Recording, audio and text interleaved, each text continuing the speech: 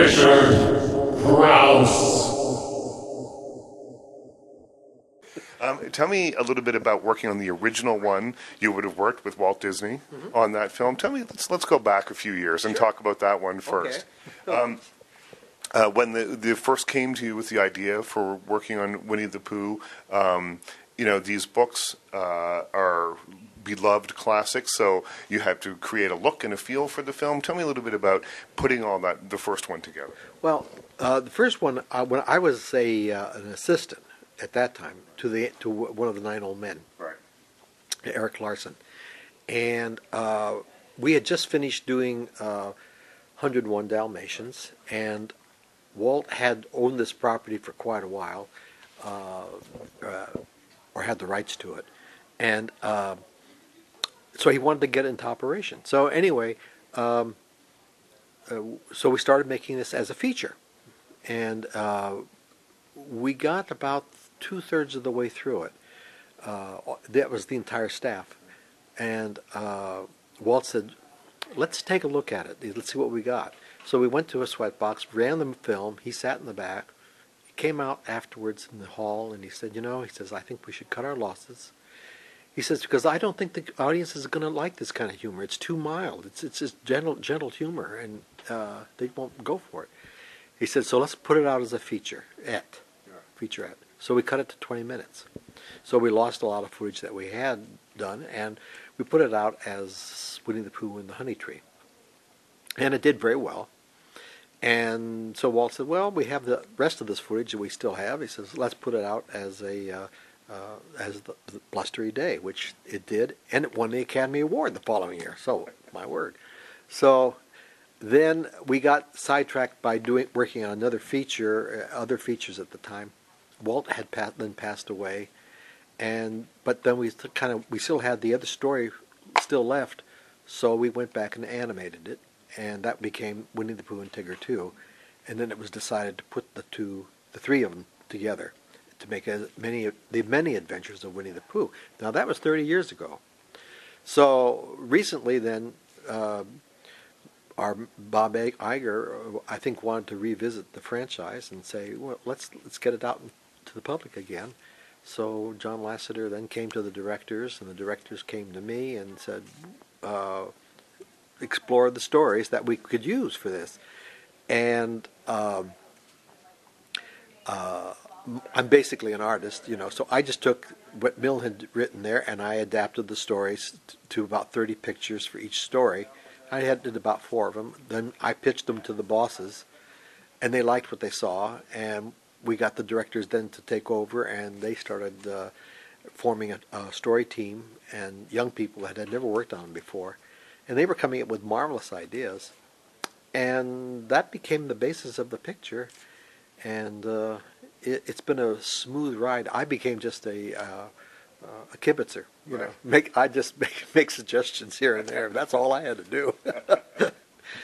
I have to ask you about working with Walt Disney. When he would come to the back of the screening room, the sweatbox, you call it, and make comments afterwards, was it terrifying? Was it because he was the 800-pound gorilla? Yeah. He was. Everybody had huge respect for him, and when he spoke, everybody was quiet. I first met him, of course, as a traffic boy when I first came to the studio, and I was in the elevator, and he stepped in the elevator, and I said, "Good morning, Mr. Disney." He looked down at me with a cocked eyebrow, and he says, "It's Walt, son." Wow. That was my first adventure with him. And then later on, I had to pick up his check, and from him, that he would write every Friday, and I'd go over and get it cash for him and bring back $300 every week. That's what he did. It was 11:30 every Friday, and so I got to know him from that, just giving him his check, But then when I got into animation, I started working with the animators, and they were the ones that actually dealt with Walt. But he was around. You would see him. He was around all the time, and he ate in the commissary every day, and stood in line and got his stuff and so forth. Yeah. Bet you he got more mashed potatoes than anybody else, though. No, he had Walt's chili. That's what he always used to have. He liked Walt's chili. That's what they called it. With the new film, as I was saying earlier, I just think it's such a lovely mix of old and new. Working with these young directors that you're working with here, how have things changed over your time of making films for the Disney company? How have things changed from years ago to working on Winnie the Pooh? It hasn't changed too much. Yeah, I mean, we were like a little family, and that's how every one of these pictures are done. You have your story team and the directors, and we just get into one of the story rooms, and that's our room through the whole picture, and we can say anything we want to in there, and I think that's the beauty of it, because people will come up with stupid ideas, they'll come up with funny ideas, they'll come up with all sorts of things, but it doesn't matter, because from those things you'll get a glimmering of another way of doing something. So it's a great way to work. So yeah, it hasn't changed all that much though, and we used to do the same thing at when the 9 Old Men were here and Walt's team was here. They did the same way. I guess when something works, why mess around with the formula? Mess around with it, yeah. Go ahead. With a film like this, which is geared for very little kids, I think that it was a really nice move to make it sort of economically paced. I mean, or in length. It's an hour, which I think kids are going to like. The characters are going to fall in love. It's a little over an hour, I think, but yeah. But they're going to love the pace of it, I think, and it's I think just enough for them. I guess those are the kind of decisions that get made when you're used to working with kids and kid audiences. You understand who the audience is, which is so important. That's right. Yeah, exactly. No, we only had the three, 4 stories that we used, and then we wove them through, and it just seemed like it was the perfect length, right. And I think that's why we settled on it. I mean, the funny thing is, I remember years ago Walt making the remark. Somebody asked him, and about how long should these pictures be, and he said, after an hour and 10, you're wasting your money. That's funny. Yeah. Well, I think Alfred Hitchcock said, no movie should be longer than the endurance of the human bladder, or something like that. Oh, right? I think that's perfect. Yeah, yes, yeah. Yes, or the sitter, gets itchy. Of all the films you've worked on here, what's your favorite? What one do you look back on and go, you know what, that was something? Well, I probably have 3 or 4 of them, but I think the ones that I had more control on, which was The Great Mouse Detective, and it was at a difficult time here at the studio, was The Great Mouse Detective. I think for me, Mickey's Christmas Carol, of course. Those were my personal ones. But other pictures that I worked on, I loved was Beauty and the Beast, and I loved this picture. Of course, visiting these characters. I mean, the last time I was with them was in 1964 and 74, and now, And the other thing that was interesting is that little doll. That doll was actually made by my wife. This one that we're looking at right now? Yeah, this is the one that was in the picture. Wow. And it came about when Wooly Reitherman, who was the director at that time, he decided to put it together as a package of 3, the 3 of them together.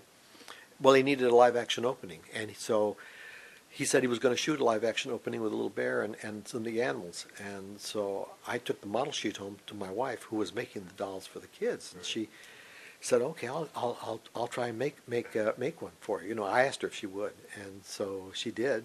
It came out beautifully, I thought. Took it into Wooly and showed him, and he was like, "Oh my God! If I'd only known, this is beautiful." He said, "But I've already had." Contracted to have these other dolls made, and we're shooting that. But he says, "Can I keep it on my desk, in there?" And I said, "Okay, you keep it." He kept it for 6 months, and then finally one day he brought it in. And he said, "You can have it back." And so I took it home, and my kids played with it. Their kids played with it. It's kind of all a little raggy, and it's gotten a lot of patina of age on it. But then when the bosses said, we're going to shoot a new live-action opening, I brought it in, showed them, and they said, "Yes, that's it," and it finally got its chance. Well, it looks like a toy that someone's played with, which is exactly what you need here, right? For that opening. Exactly, it was just perfect. And in fact, they liked that idea so much they wanted to make a new set of dolls that would have the same, patina, the same look to them. Exactly, Yeah. exactly. Yeah. So. Well, it's a very sweet movie, and I think that I think it does show that you can make entertainment for kids that doesn't talk down to them, but still will, and because there's nice messages woven through. Yeah. But I don't think in any way do you ever feel like you're being hit over the head with a message. I think that this is so nicely kind of woven together, and that kids will get a lot out of it, maybe by not even realizing that they're getting something out of it. Yes, which is kind of cool. I think you're right. I think they will. I think they'll enjoy it. Just for what it is. It's kind of visiting an old friendly family, that you've grown up with. I was really taken with some of the smaller details. Like I like in the end credits Eeyore here, and he's just so expressive with his eyes, and he's hanging on those letters, and he's just so dour looking. But the character's not doing much; it's just all in the eyes. That's right. It's rare, I think, in animation that you really grab that, and I was really taken with that. We used actually the original voice of the Eeyore was a story man here. His name was Ralph Wright, and actually that was his normal voice.